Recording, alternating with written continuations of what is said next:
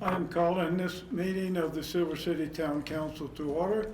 Would like to invite you to join us in the Pledge of Allegiance. Following the Pledge of Allegiance, I'd like to invite you to join us in the salute to the New Mexico flag. I pledge allegiance to the flag of the United States of America and to the republic for which it stands, one nation, under God, indivisible, with liberty and justice for all. I salute the flag of the state of New Mexico, the Zia symbol of perfect friendship among united cultures. I'd like to welcome everybody here tonight. The agenda item number 2 is changes to the agenda. Do any council members want to make changes? No, sir. Seeing none, the next item on the agenda is ceremonies, and there are none. Item 4, proclamations, there are none. The next item on the agenda is council comments. First on the list tonight is Councilor Farmer. I just have one quick question for the town manager. It's my understanding that the ICIP or the ICIP Infrastructure Capital Improvement Plan, right? That's the right. For our rec center, that has an expiration date, is that correct? It has to be renewed every year. Okay, but it won't sort of end at some point? No. Okay, No. thank you, that's all I have. Just okay. Councilor Kano? Thank you, Mayor. I just have 2 quick announcements. First of all, today early voting started for the June primary. So I'm just recommending that anybody who can vote, please do so.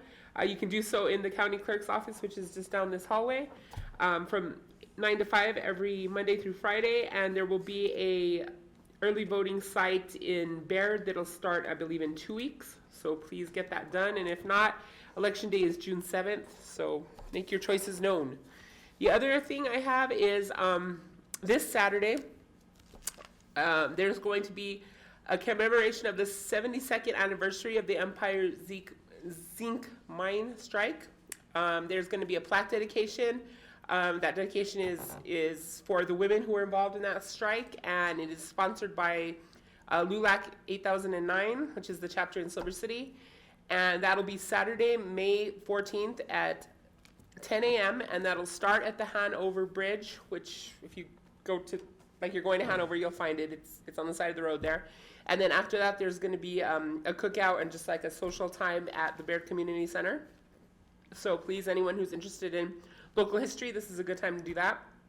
And the other thing is on the 21st of May at 11 a.m. at the Silco Theater, Javier Marujo, who is the curator at the Silver City Museum, will be doing a talk about his research in the Chihuahua Hill History Project that he's been working on for several months now. So it's going to be quite interesting as well. So please join us. Thank you. Councilor Kano, I don't want to put you on the spot, but would you mind taking just a few brief minutes and tell those who might be new to the community what the Empire Strike was all about? Okay, so the Empire Zinc Strike happened in the early 1950s. It was a labor issue with the miners in the Empire Zinc Company. Basically, it was mostly the Chicano miners that were fighting. They were fighting for equality. They were fighting for safe conditions. It was the local steelworkers union that was leading that strike. And then the company was granted a Taft-Hartley injunction, which meant that the miners were no longer allowed to strike. And so the strike would have been over, and that would have been it, and the company would have won, except that all of the women who were married to the miners got together and decided that they would take over the strike. So they did the picketing. They were several of them were arrested. Some of their children were arrested, but they didn't give up. And because of that, the company lost the strike, and they had to change a lot of the conditions that the miners were both working in and living in, because a lot of them lived in company housing. That strike led to a movie called Salt of the Earth, which a lot of us have seen. I can tell you, that movie means a lot to me because the gentleman that's running the union means that movie is my grandfather. So he was in the strike and also in the movie. And also, if you see the women in the back of that of the scene where the women are at the union meeting. There's a woman who looks just like me. It's my grandma. So it's kind of exciting for me. It's just that movie was also blacklisted. A lot of the people who were involved in making the movie and with the union were labeled communists.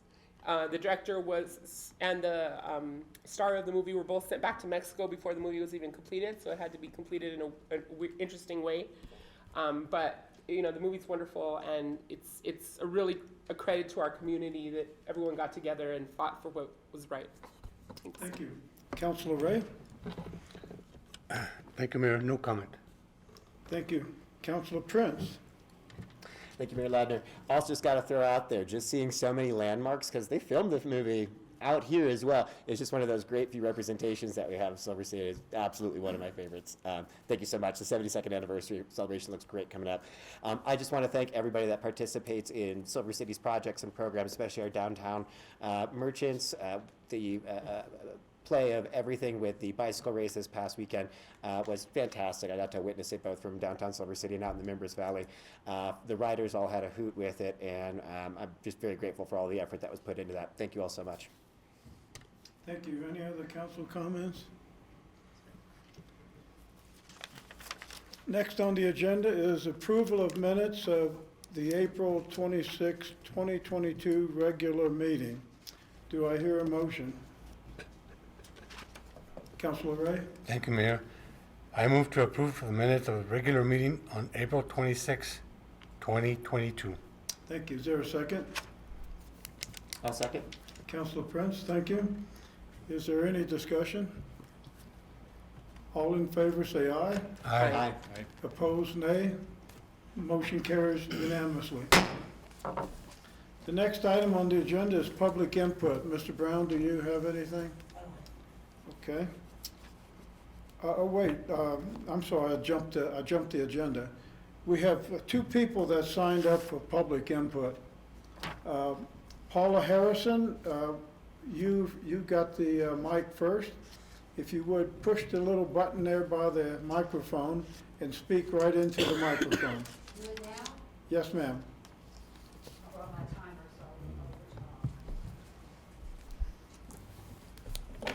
so this button? This button? Off and on? Hello? I can hear myself. Thank you for your time. The reason I just jumped on this concern we have in our neighborhood is because I know that if y'all go to the trouble of putting another fence in, you're gonna be less inclined to take it out. And we do not believe that the garbage of other people belongs where we have to look at it. We consider it, I hand out, and there'll be many more of us coming next time you have a meeting. Just on the last minute, I got to think, we'll try our best. I'll just read what it says. We believe the decision to put yet another fence around the garbage dumpsters that recently appeared in the city-owned parking lot at Kelly and Texas is not well thought out.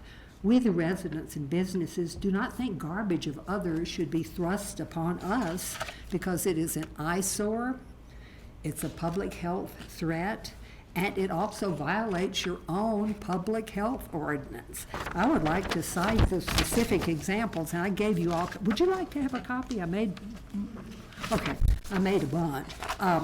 The public health ordinance that y'all recently passed, I know Councilor Jose Ray and the mayor worked hard on that, but if you look on page 3, actually, let's start on page 2. A public nuisance interferes with the exercise of public rights or tends to fundamentally diminish or interfere with the enjoyment of life and property, or it tends to depreciate the value of the property of others. Okay, then if we turn over to page 3, here is number 3 on page 3. And any condition which provides harborage for rats, mice, or other rodents, snakes, or other varmints. Cockroaches, believe me, and rats and mice are not stopped by fences. Birds are not stopped by fences. And then if we come down to number 7 there, all disagreeable or obnoxious odors and stenches, emphasize stenches, as well as the conditions, substances, or other causes which give rise to the emission or generation of such odors and stenches. And I would like to say it's not even summer yet, and you can smell it when you walk by there. It's not good optics for the town, for the tourists to pull in there and see that. A fence is not a solution. The birds first are the first ones on the bags. They rip them open. You all know that the first thing that happened is they just broke the locks off the dumpsters. And Alex, I totally appreciate you trying to work to make us not be upset, but we really don't believe that the garbage of what I'm hearing, all of the restaurants downtown can dump their garbage there. Not their grease, they sell their grease, but we don't like to look at the garbage and have the buffalo wings flying around and the birds flying over with trash. It stinks really badly. It's really an eyesore. We go over there and pick up the trash daily. Several of the people who signed it will be here again in 2 weeks when y'all have another meeting. But I just wanted to come today and, in closing, thank you for your time. And we do want the parking lot. Ending on a positive note. Thank you so much. Okay. Thank you. Can we meet in the next couple of weeks to try to figure something out? You say when, I'll be there. Okay, we'll get a hold of you. Okay. Thank you so much. Next is Nick Smith.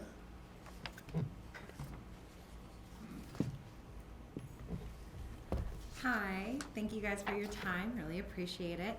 I'm Mick Smith, and I'm here on behalf of the Grant County Community Foundation to share and report with you guys on Give Grandly 2022.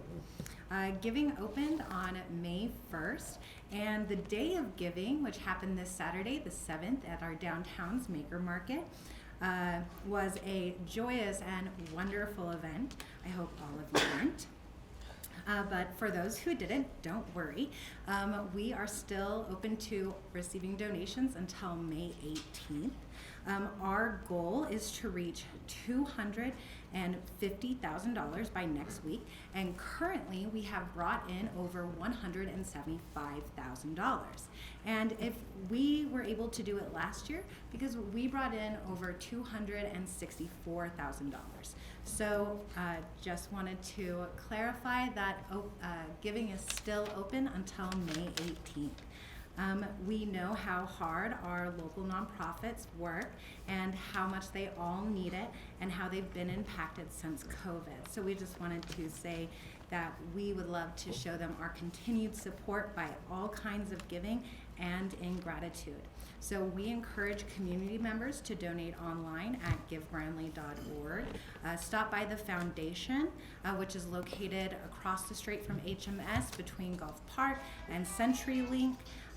Or they can mail in the checks to the donation with the inserts that they found in the Silver City Daily Press, or you can find the form online and on the givegrandly.org website. And just a special thanks to all of the sponsors in our local community who donated to matching funds this year. We were able to provide $500 in matching funds to all participating organizations. So just wanted to say thank you for your continued support of our local nonprofits, and I hope you are encouraged to give. Thank you. Thank you, Ms. Smith.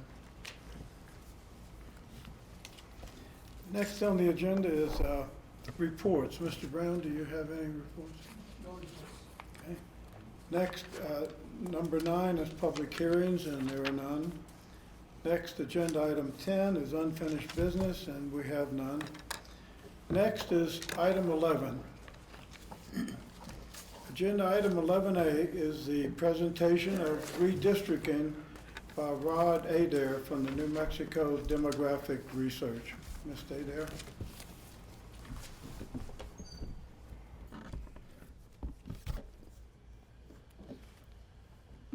Thank you, Mr. Mayor and members of the town council. Let me see if I'm still connected to the internet.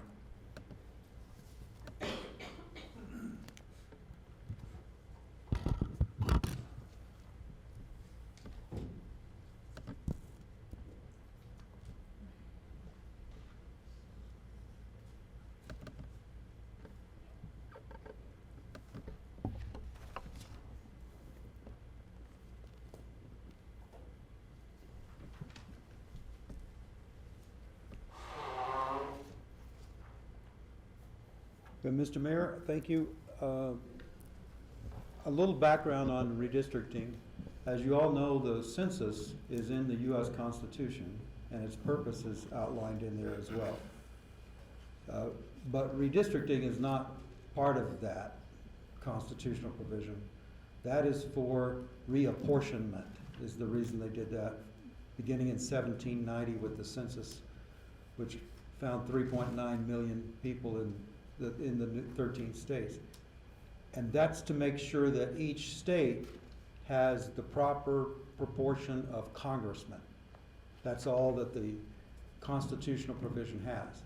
However, beginning with cases that started in the late 50s and culminated in the early 60s, the U.S. Supreme Court found that the Constitution requires one person, one vote in those entities that are political in the U.S. that elect people as representatives and who have districts.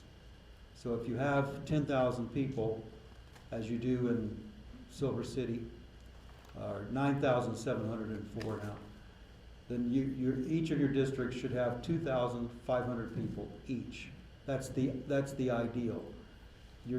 Your census this year is 9,704, which means that each of your districts is supposed to have 2,426 people. And New Mexico law allows for a 5% deviation, which is only 121 people from the ideal that you see in your packets where it says ideal down here, 2,426. So that means you can have as few as 2,305 and as many as 2,547, but you can't go beyond that. That's for cities like yours of 10,000. Now, New Mexico has 106 municipalities. Only 20 of them require districts. The other 86 elect their councilors, commissioners, trustees, whatever they're called in different places. They're elected at large with no districts. If Cliff were organized into a municipality, which it's not, it would make no sense to have districts, for example, because you might only have a vote of 5 to 4 or something in one district. So turnout is very low.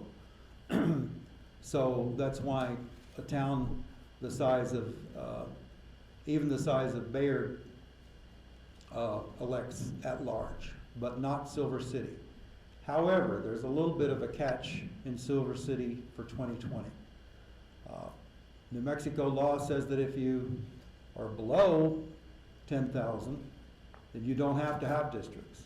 So even though 20 years ago you passed 10,000 and developed districts, if you wanted to, you could dissolve the districts and have everybody elected at large passed by resolution. That's probably not what you want to do, given that each of you already represents a district, but just wanted to share that with you.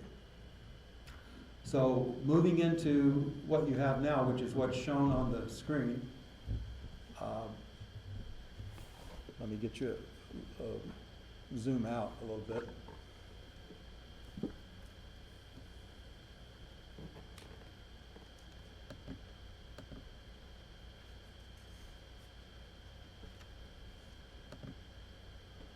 I should add that counties that are over 13,000 have to go through the same process that you did. So of the 33 counties, 27 of them went through this process. Now, if you're a county the size of DeBaca, or Harding, or Union, or Hidalgo, or Catron, you can elect your county commissioners at large. You don't have to have districts. But if you go over 13,000 for a county, you have to do the same thing. Likewise, in Grant County, you have, at least you have the Silver School District and you have the Cobre School District. If you have more than 16,000 people living in a school district, it has nothing to do with the number of students, it's the number of people who live there, you have to have districts.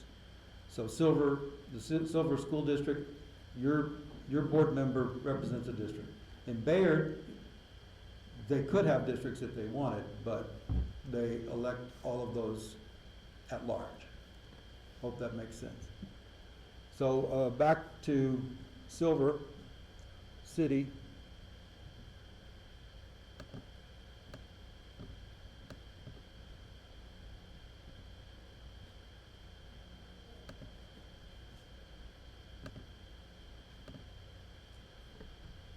Your current map shows that 2 of your districts are within the allowable deviation of 5%, and then District 2 and District 4 are outside the deviation. So that's the reason you have to have it, the map redrawn. So I'll move on. Are there any questions about the current map or anything like that? If not, I'll move on to Plan A, which is the least change map.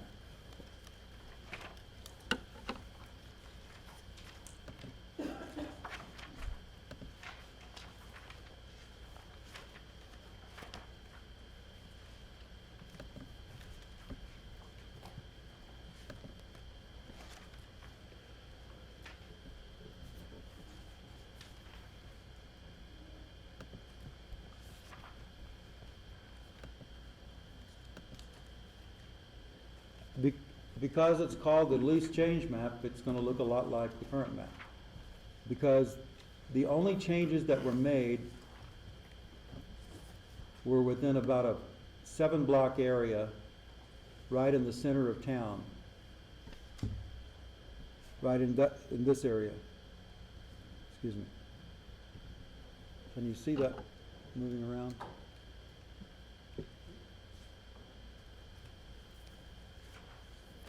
In this area right here are where the blocks were changed.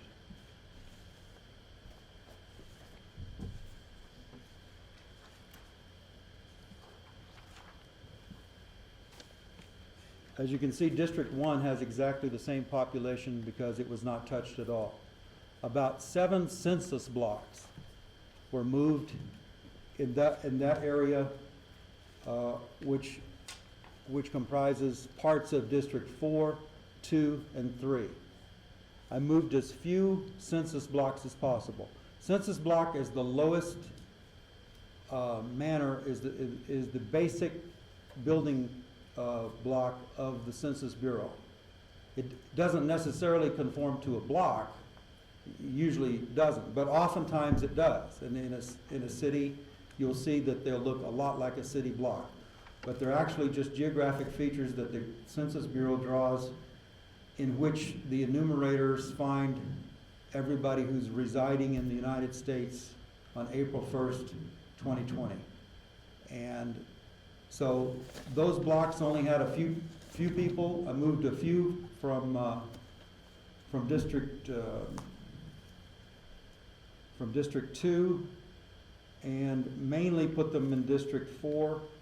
But a few of them in District 3 had to have some change as well, even though they were within the limits. But there was 1 or 2 census blocks that had to be moved in District 3.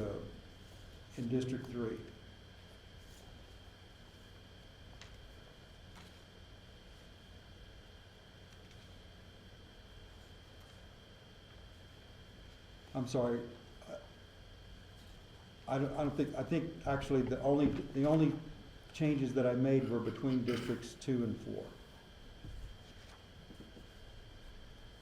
4. So District 3 stayed the same, and District 1 stayed the same. I misspoke. So now, under the least change plan, all 4 districts are within 5% of the ideal. And another important factor, of course, is that we try to make sure that we don't draw any maps in which the incumbents are not within their districts, because incumbents don't look on that very well, very favorably. You want to stay in your district and not have any changes like that. So in each of these plans, all four incumbents are in their districts. You just, in terms of Districts 2 and 4, you just happen to have a few census blocks right there in the center of town, changed between those two districts. Are there any questions about Plan A?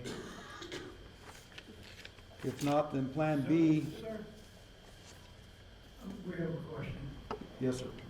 I'm Councilor Burns. noticing in what we're seeing for current districts here, D3 seems to have shifted. D3 did look like it picked up some pieces of property along College Avenue, from the south edge of College Avenue.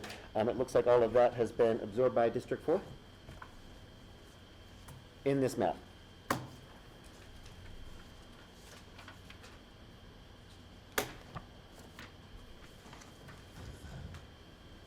You're saying District 3 has been moved?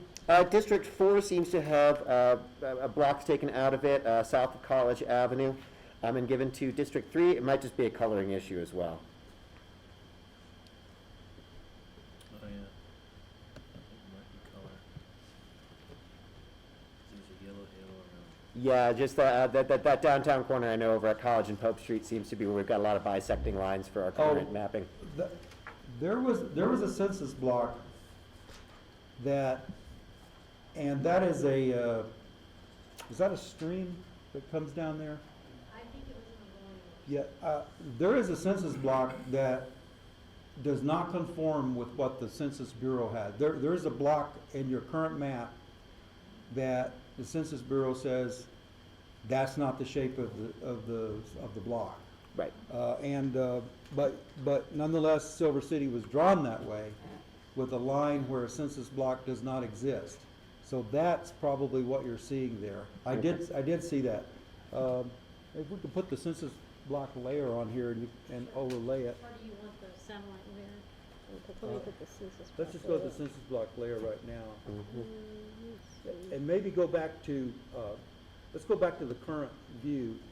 Okay, there's the census block layer. Go back to the front view. Okay, let me show you where I believe the census block is. Mhm. Here, isn't it?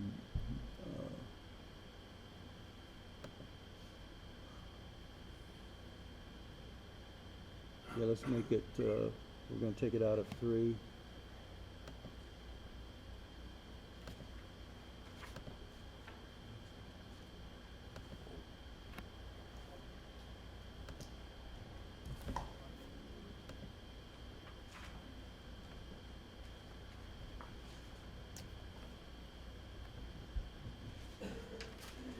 Where's the,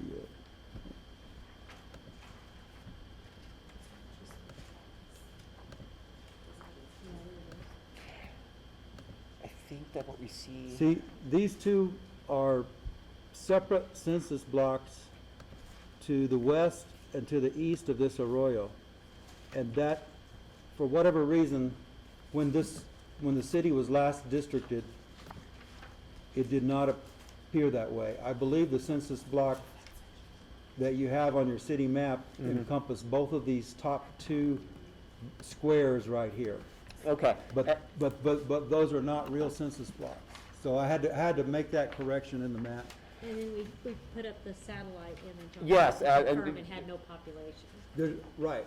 I think, believe me, most of that's gonna be downtown commercial that's facing onto the ditch, San Vicente Arroyo that we've got over there, but I could be corrected on that. You wanna see the satellite view of it? I think I want to give you, my question that I've got is going to be along College Avenue, that we're seeing on the southern edge of District 2 and the northern edge of District 3 there.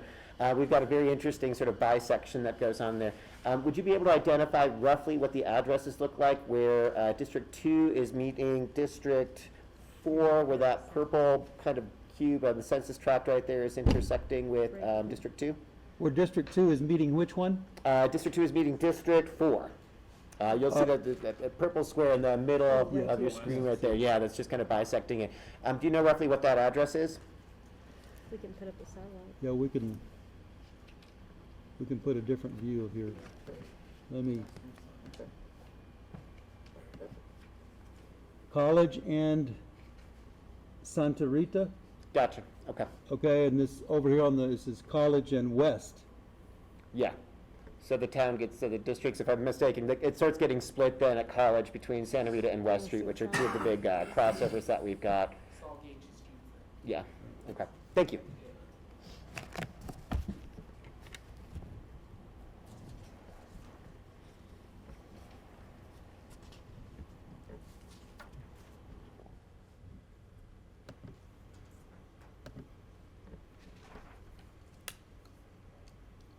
Oh, yeah.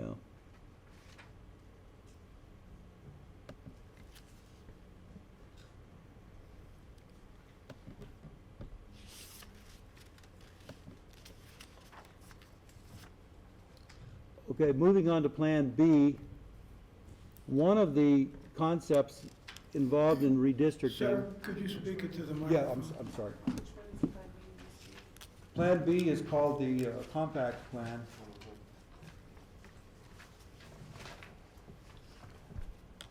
And one of the principles, you might say, or certainly one of the characteristics of redistricting that's kind of controversial, but nonetheless it's always talked about, is compactness.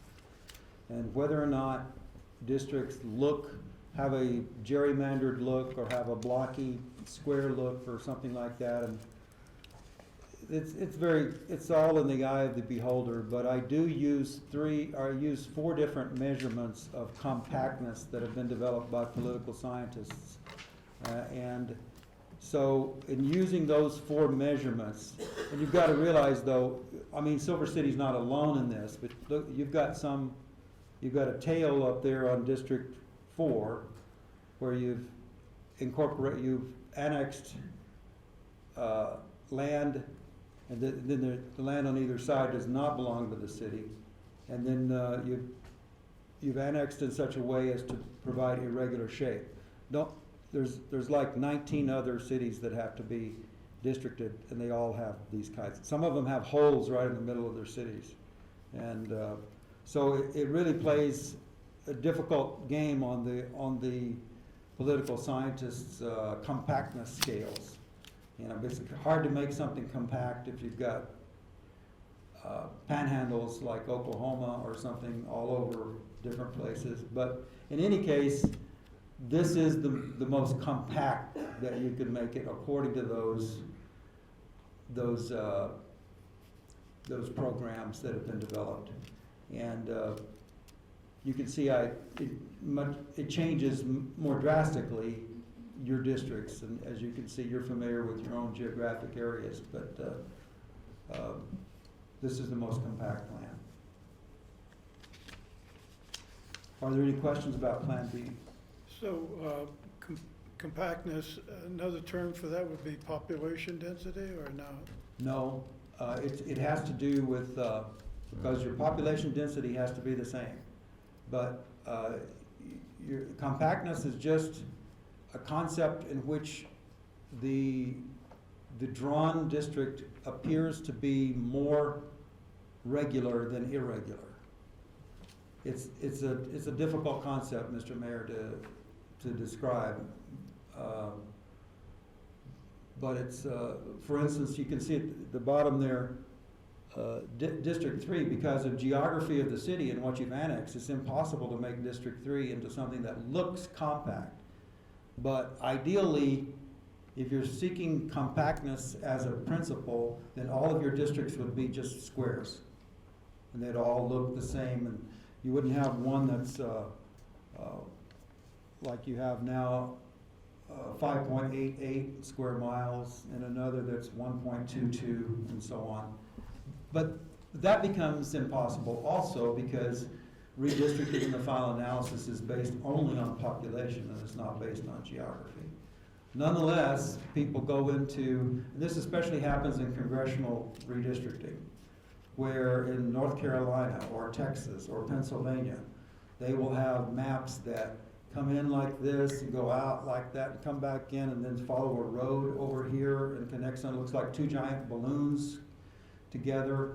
And what they argue in court is that you're gerrymandering, and we can prove it because these statistical analyses of compactness show that you don't even come close to having anything that's compact. Well, they've lost all those cases, but because they can do whatever they want to with them.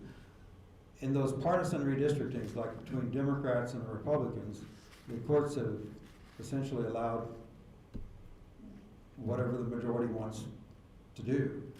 And so, nonetheless, I present compactness because it's stated to be one of the goals of redistricting. Whether or not it's adhered to or not is a different question.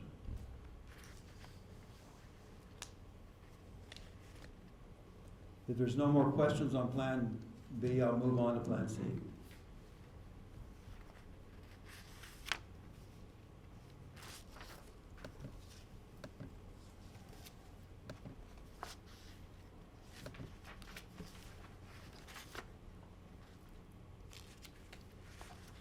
Losing a little bit of power here, I think.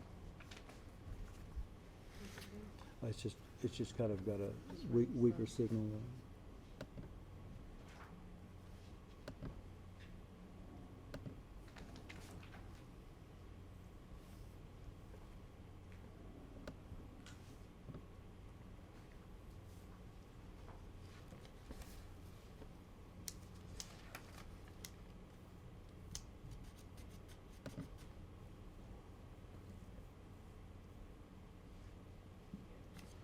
The signal's a little weak, that's all it is. We've got to move it over here.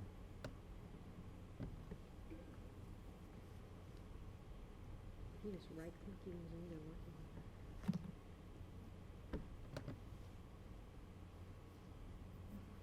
It's running real slow. Yeah, it is.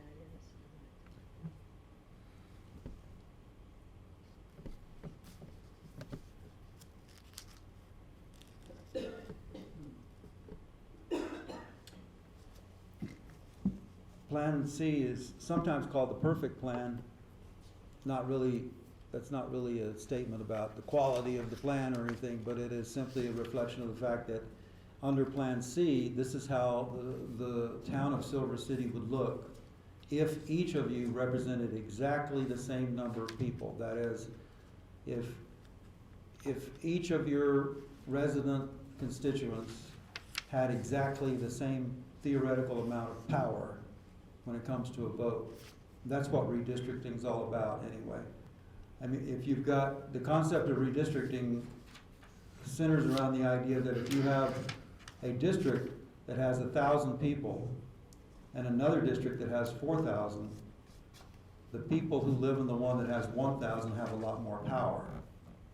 And the people who live in the one that has 4,000 have power diminished. It takes more of them to express their will than it does the one that has 1,000. So, under a perfect system, each of you would represent exactly the same number of people. Now, this causes irregular shapes, as you can see, because the only criterion is going for exact population. So you can see how much, if you look over on the eastern edge of District 3 in green, you can see how it darts up into District 4, and you can see how irregular the blocks are between Districts 2 and District 3, more toward the center of town, where you have suddenly a block here that's blue and a block that's green, and then back and forth like that. So going for population perfection will result in geographic irregularity, because your only goal is to get exact figures. So those are the three plans. You have a least change plan, the one that affects each of you the least possible way, and still gets you within 5%. You have the compact plan, which has the better appearing plan that geographically your districts look more similar to each other, theoretically. And then you have the perfect plan, or the equal population plan, which means that you represent exactly the same number of people. So if you have any questions at all, Mr. Mayor and members of the council, I'd try to answer. Any questions from the council? I do. do. Clerk City, if I could just ask a quick assistance. Just going to be passing around just some information here. A quick second. Let me give you 3 copies of this side over here. If we can make sure that Town and Grant County Beat and the Daily Press get copies over on that side too. I want to go through the chair, okay? I'm sorry? You want to go through the chair.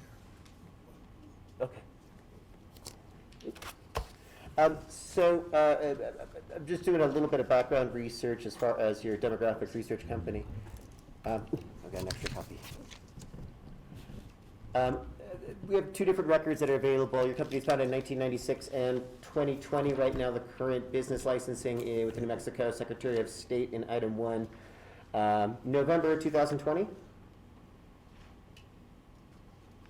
I'm just looking at that date of organization in New Mexico right now. We just set it up as an LLC. I'm sorry?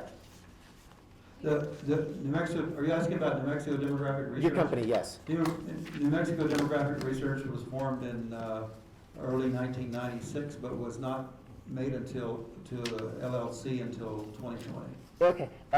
Then you served in public service as well in our state here. Is that correct? In where? In New Mexico, you've been a public servant. You've been elected to office in the state Yes, of I New Mexico? was elected state senator in 1996. Congratulations on that one. And you served in that position until what year?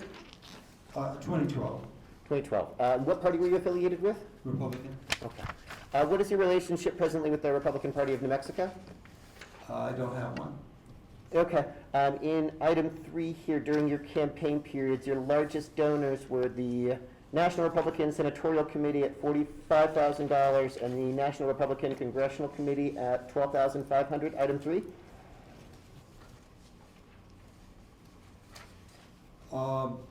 That was in like 1999, I think, Okay. something like that. And mainly I was, yes, yeah. Okay.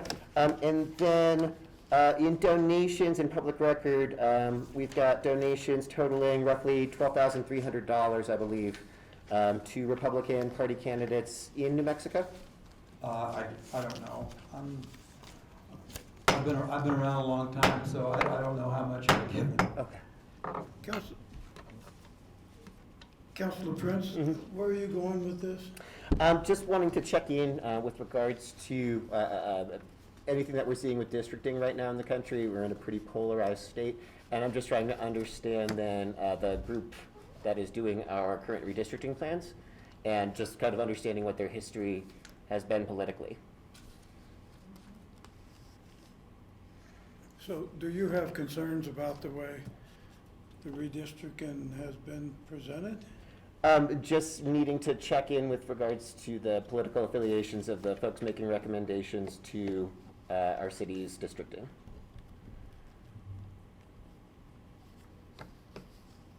May I continue?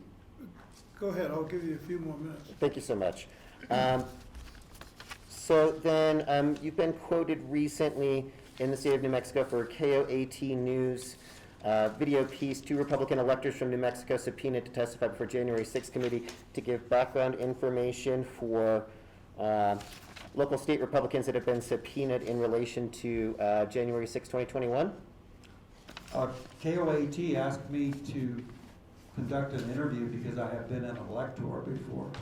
And I didn't give any background information on anybody. It was not about, that interview was not about whatever these, January 6th or anything like that. Okay, and when you were serving as an elector in the state of New Mexico, which party were you serving for and in what year? I was an elector nominee in 1996, Mm-hmm. again in 2000, and then in 2004 I was a nominee and then also an elector, Which party was that for? Republican. And then, you recently gave an interview in September in the Roswell Daily Review. This is item, give me a quick second here, I believe this is item. Excuse me, Councilor Prince. Mhm. How does this affect the redistricting in Silver City? Do you have any specific I just have some general concerns about the political affiliations of the group that we have hired in for making recommendations on our redistricting. I think we need a point of order here. I think that we are supposed to be doing redistricting, not Councilman, conversation with that. go through the chair, okay? Can we move on? Yeah, I was just wanting just to double check on in, you had some concerns with regards to GOP having a rough one with it, as far as redistricting in the state of New Mexico until 2030, I believe you were quoted on. This is going to be in item 7, second to last page here. Adair said it's still possible for minority power to regain power, such as if there's a radical shift in the country. But you were giving interviews then for the Roswell Daily News with regards to concerns about the GOP's districting possibilities in the state of New Mexico, I believe? I interviewed with people, this was probably from a speech. Councilor Prince? Yes. I'm a former elected official, but this has been my business for 26 years. And I've done several cities that cities to start with, municipalities are elected on a nonpartisan basis. So it's really not any part of the redistricting process at all in terms of partisanship. I redistricted Espanola and Las Vegas and Gallup, and all the councilors in those cities are mainly the Democratic Party. But this really is, you're elected from nonpartisan districts in a nonpartisan way, and so, yeah. Councilman Prince, I would like to move on. Thank you so much, Mr. Mayor. Okay. Councilor Kano, did you have a comment? I have several questions and also some comments. The first one is, in the contract that you signed with us, it says, in section C, number 3, the number and percentage, okay, actually number C says, the NMDR will provide statistical analysis for each of the proposed districts, including, and then it has, a list of things that you're going to include in that, analysis. When are we gonna receive those? You should have them in front of you. I just have the one for how it is now. I don't have them for the proposed districts, so I need those if not. And I don't know if anyone else got them, but I did not. Okay, Yeah, we just got the ones for how it is already. We need the ones for the 3 proposed districts, please. yes, That's everything, that was everything that you sent me, what I printed out. at the bottom of the Excel file, it'll say, there's a line there, District 1, 2, Plan A, B, C, and so on and so forth. Okay, then. I thought, I have copies of those. I can, if somebody wants, if there's a copy machine close by, you can make them very quickly. If not, if we could get them before the next meeting, that's fine. I think we can work with them then. Okay, in the lease change plan, if you're gonna go, if all you have is the current plan, then the lease change, the Hispanic population is 55.3 in District 1. Okay. And if you want those. Mr. Chair, I'm gonna ask a question. Yes. Sir, would it be possible to receive a digital Excel spreadsheet Yes. for our review? Yes. Okay.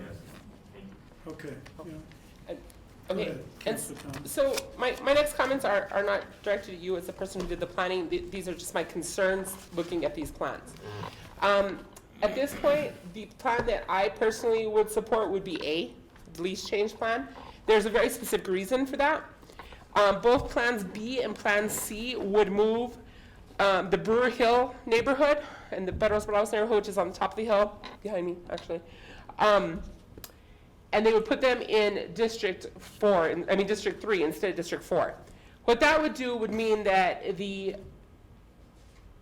that area of town is, along with Chihuahua Hill, are both predominantly Hispanic. Most of the people that live there have been there for generations. It's a lower income area.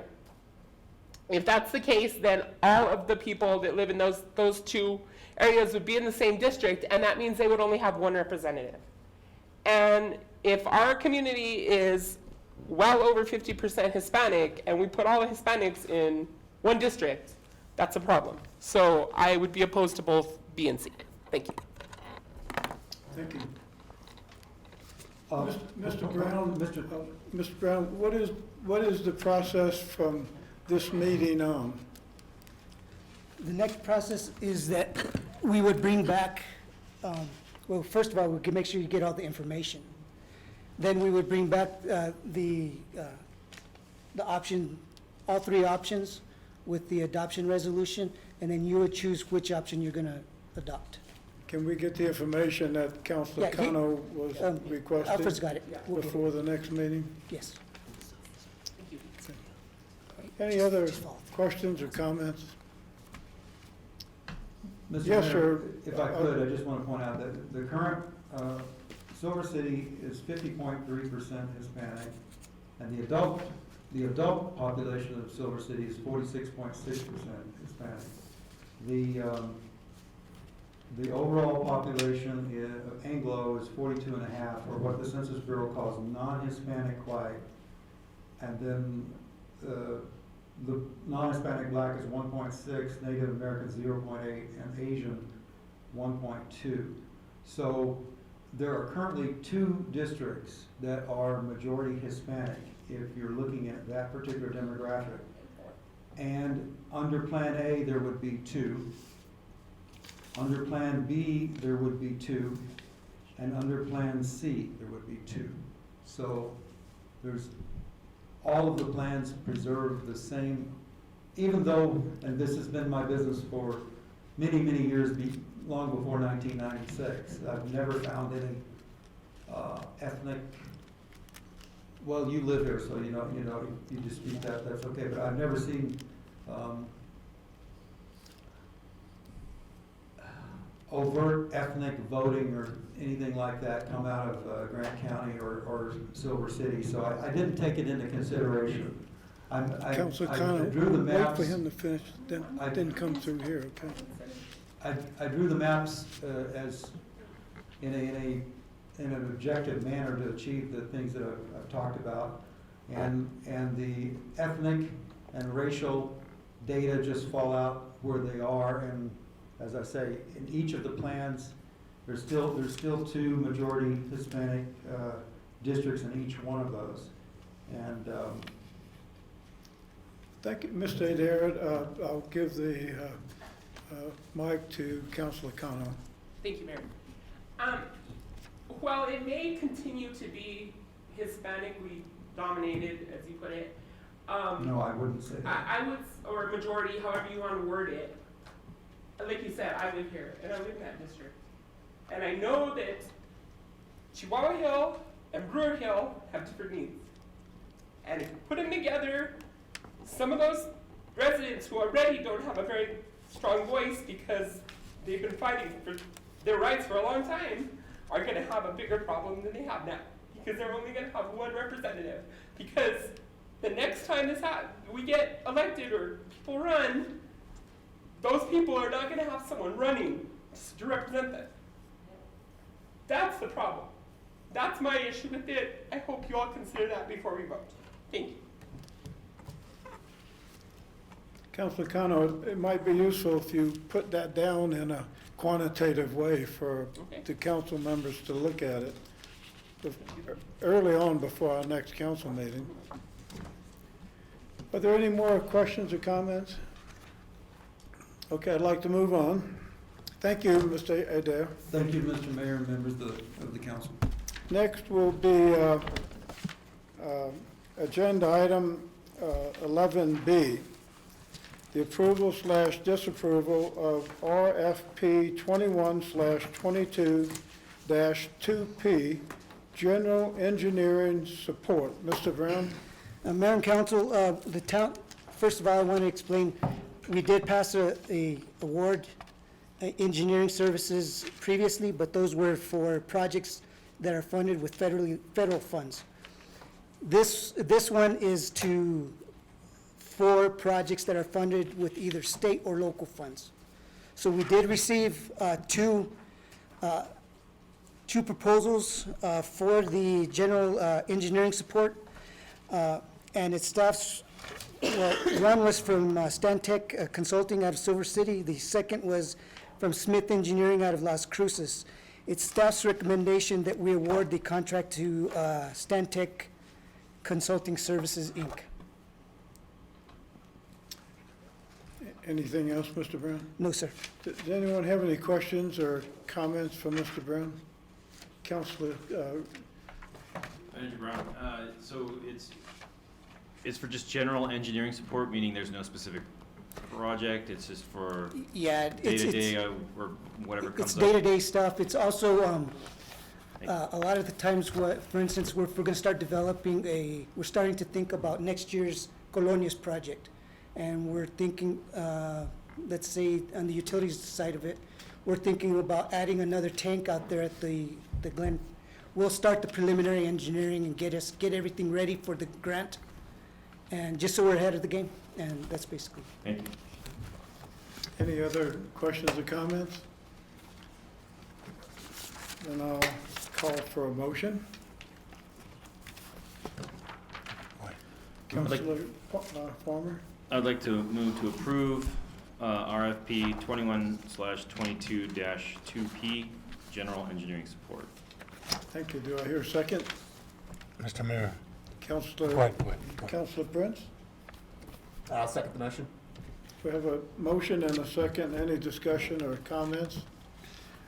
Roll call, please, Mr. Cedillo. Counselor Farmer, Aye. Counselor Prince, Aye. Counselor Ray, Aye. Counselor Khan. Aye. Thank you. Motion carries unanimously. Next is new business, agenda item 11C. The Town of Silver City fiscal year 2023 preliminary budget presentation. Mr. Brown? Mayor and Council, I'm starting on slide 8. It's with the expenditure side of it. The presentation that you have, it's the slide that talks about all the different types of funds. So I'm gonna go on the expense side of it this time. Mayor and Council, currently the town has 65 funds.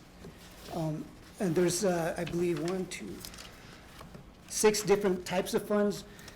And the main reason I'm going through this is because of for the new counselors and everything, is the general fund basically is the biggest, it's the operating for most of the general services that we provide.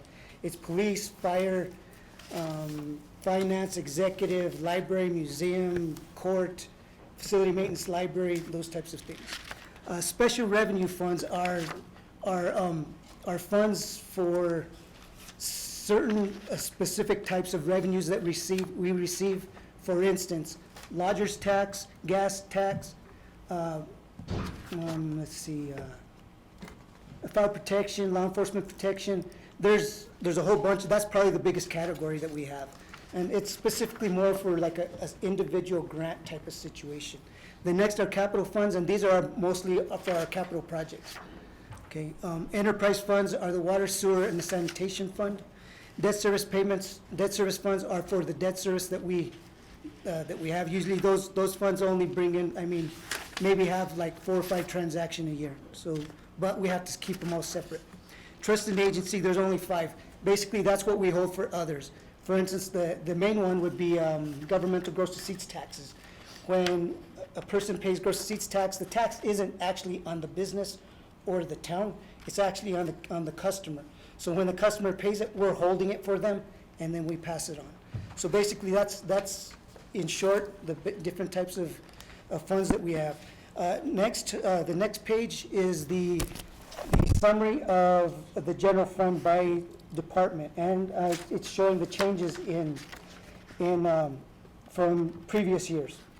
So I'll start off with legislative. There's a 7% decrease, but it's so small that it's only about $3,000. The reason for that is because we don't do the elections anymore. We're moving supplies out of that. We don't need the supplies that we used to for a regular year. Judicial is gone up 7%, but it's a really small department. And just for your information, let me start off here. Is all personnel costs? I'm proposing that they go up. As all regular full-time employees will receive at least a minimum of $3,000 raise. That's for the exempt employees. AFSCME, I've already sat down with negotiations. We started with that $3,000 total, and they split it up in a different way. They're raising the minimum starting pay in that department, and so I'll bring it back at the next council meeting when I bring the preliminary budget. We just finished with the fire department. The fire department's almost doing the same thing. They're raising the base pay. They have a pay scale, so we're raising that whole pay scale. And each one of those unions negotiated 3-year agreements. So we won't have, they've negotiated raises over the next 3 years. I was supposed to negotiate with the police department actually tomorrow, but because the chief is out on maternity leave, we had to postpone that a little bit. But usually the police have been one of the easier ones to work out. And then the exempt employees will get just a flat 3,000, okay? So that is the majority of the increases in costs over the next few years. Judicial, that's basically all raises. I believe there was a $1,000 decrease in operating costs. Executive, it looks like a big change, but we've moved one employee's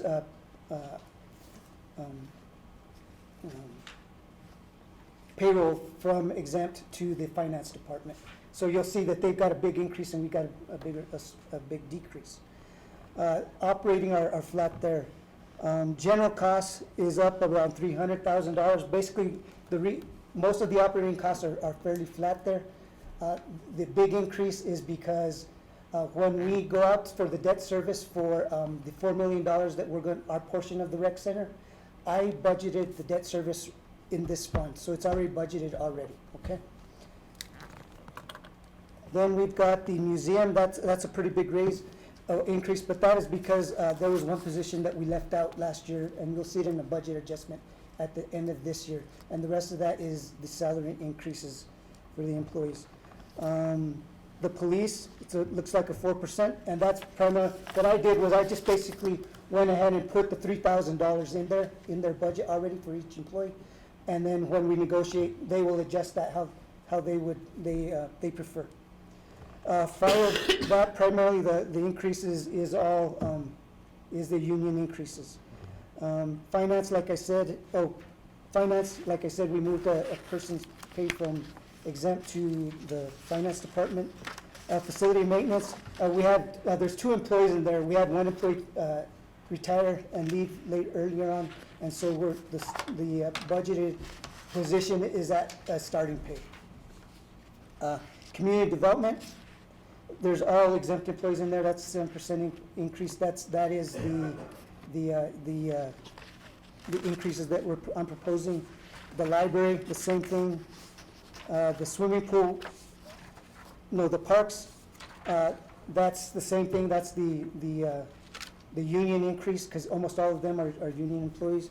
The swimming pool, we're starting to budget in there for budget a little bit. Well, we opened the pool last year, and so that's about what we used last year, so I'm leaving it at that. The cemetery, that's just closures and stuff like that. The recreation center, I have to put some maintenance money in there, so to get it cleaned up, do a little bit more of maintenance in the building. I'm actually having some discussions with the school, the Silver School District, and a few other, the Head Start, and I think we're going to try to work together to try to put together a summer recreation program in the community. So we actually had our first meeting today. And then we go to, just so you know, the golf course, which we took over in September, I put that standalone in the special revenue fund for right now until I can figure out, because that being our first year that operating it, we're filling it out because we had different companies operating it in the past, and then we couldn't get a true picture of what it cost to operate it before. So the next is the streets department. I actually did add 2 positions in here because about 3 years ago we took a couple positions out. We need them to get some additional maintenance out on the street, so there is 2 positions in there.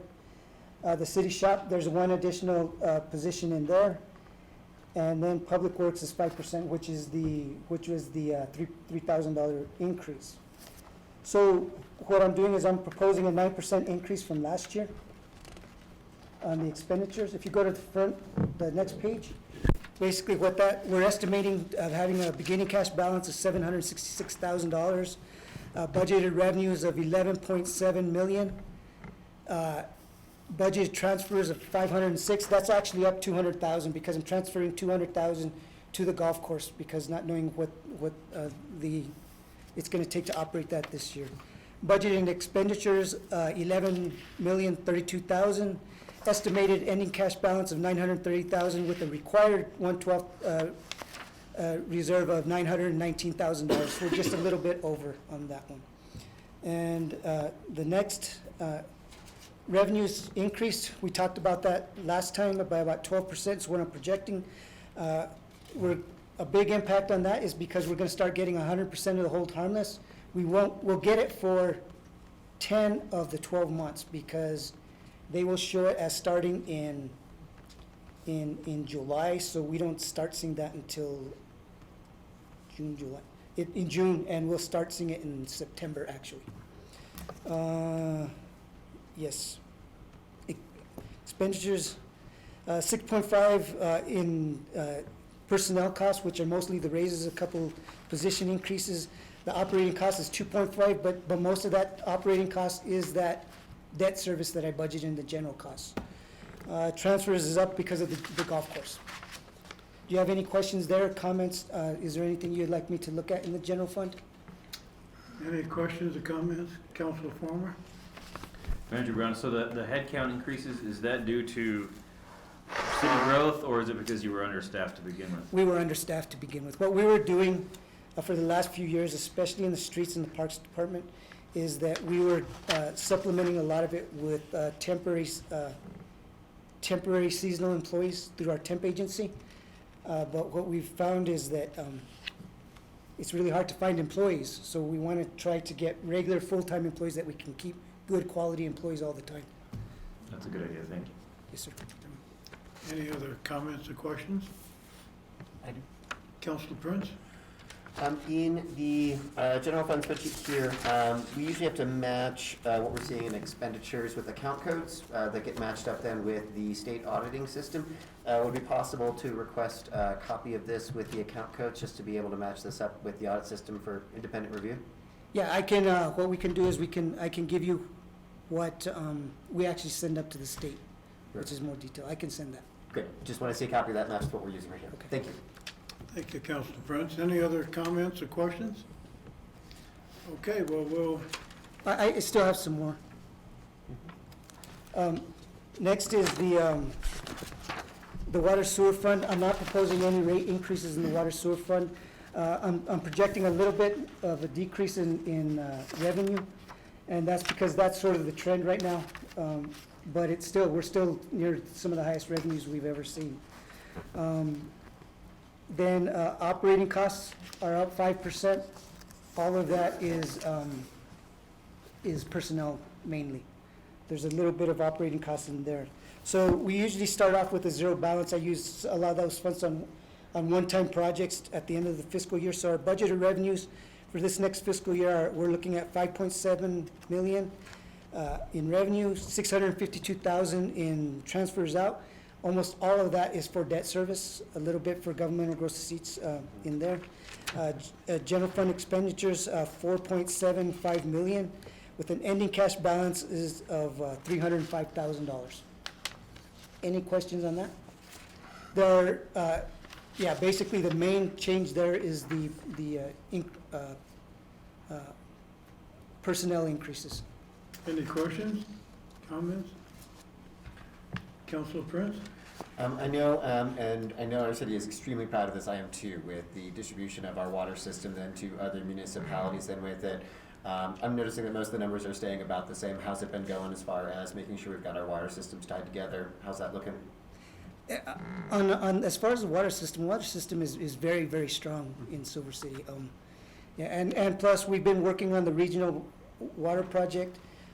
The intention of that was because, first, to get water to the mining district communities, but also back in 2011, we started pumping about close to 61, 62% of the total water rights that we own out of our well fields.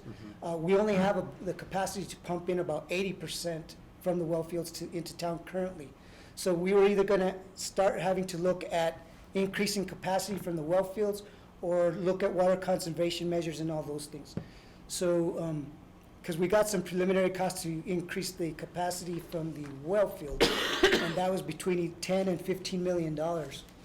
So it was a lot cheaper to look at the conservation side. We did a few things, the large water meter calibration program, which requires that every water meter in town that is larger than 2 inches or larger gets recalibrated every 3 years, because those are the biggest water losers of anything. The radio read water meters was part of that project, and then the tiered rate system. After 2011, we went from around 61% pumped down to, I believe in 2015, 16, and 17, we were around 42%. We're back in around 48 to 50% right now, but I attribute most of that to growth. So, yes, sir. Thank you. Any other comments, questions? Go ahead, Mr. Brown. Okay, next is a sanitation fund. The sanitation fund, I'm going to have to propose a 7% rate increase as of right now. I'll know more by the next council meeting, because we have been doing, like I did tell you at our last council meeting that we're doing an audit of the system. We did find out that somehow a trailer park outside of town got trash cans, 19 of them. And so we were our company was picking up those trash containers, and then we were paying for the tipping fees out at the landfill. We're getting credit from the company for that. But that is what we're finding. We're finding, people were living in one residence, renting. They turn off and they're going to move to another residence. They take their garbage can and then they turn on their account and ask for another can. And they're only paying for that one can. And so we're taking 2 cans out. So that is what we're in the process of doing right now, to try to, hopefully I can bring that number of 7% down, but as of right now, that's where we're at. And then sanitation rate increases is contractual services. That is driven by the tipping fees and everything right now. So, and so I did want to give you an example of what we've been paying in expenses for landfill fees and collection fees over the last few years. Landfill fees have gone up from $317,000 in 2019 to $389,000. That's what we're projected to hit this year. And then the sanitation collection fees were at 1.6 million, now we're at $2.1 million.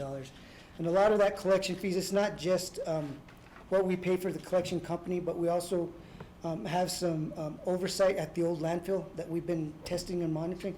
Hopefully, I believe we'll only have to test and monitor the old landfill for an additional 3 more years. So we're 30 years out and we're almost done monitoring the landfill. So that's where we're at. And so these are the things that have driven the cost for the rate increase. Do you have any questions? Any questions, comments? Go ahead, Mr. Brown. Okay. So lodgers tax, what I did was I gave you a history of what we've brought in over the last 5 years. Our highest was in 2019 when we brought in $362,000. Then we started seeing COVID and we saw our lowest revenue generation was in fiscal 2021, with $237,000. Fiscal 22 this year, we still need to collect May and June, but I used last year's numbers and I plugged them in this year, and if we use those, we hit just a little bit over $305,000. Next year, I'm looking at 313. I feel that's very conservative. But that shows we're starting to see what's happening in the community. The tourism is very important. I think we saw a lot of that during the Tour of the Gila, saw a lot of that stuff. I mean, even the weeks before the Tour of the Gila, going downtown and throughout town, we're busy. We're very busy, which is very good. But what we're projecting for next year is a beginning cash balance of $88,000 in the lodgers tax, revenue of $313,000, expenses of $364,000, and then with an ending cash balance of $36,961. Most of that money, about $240,000, will go to the marketing fund. The remainder will be used at the museum, and then I will keep the rest of it to help tourist-related events, as I've been over the last 5 years. So, any questions? Council Prince? So for the lodging tax, of course, one of the issues that we've been dealing with has been short-term rentals, Airbnbs. And if I'm not mistaken, we're still expecting to collect taxes on every stay that's happening in Silver City that's less than 30 days, hotel or not. Yes, we are starting to work with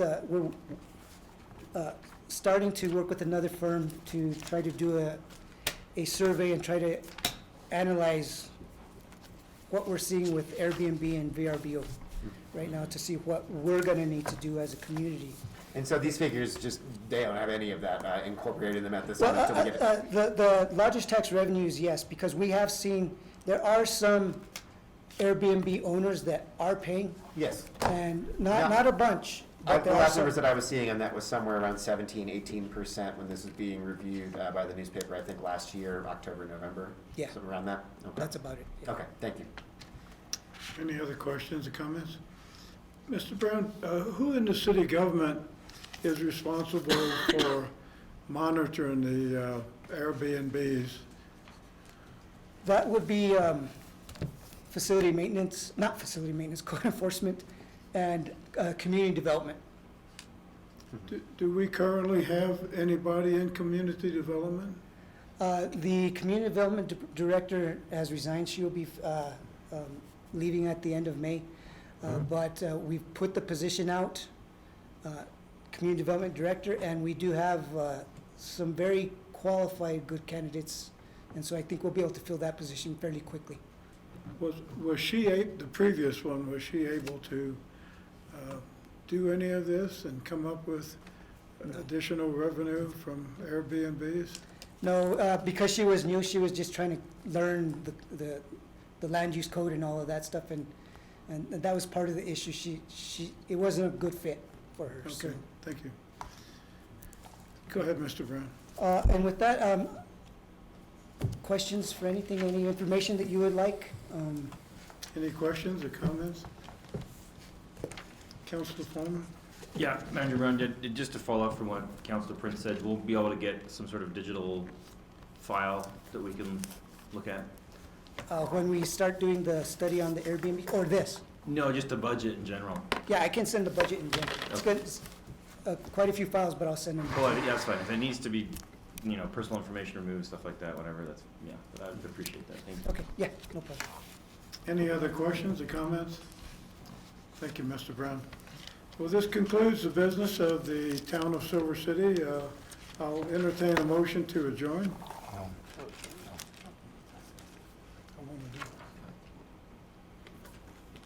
I'll make a motion to adjourn. Okay, do we have a second? I'll second that.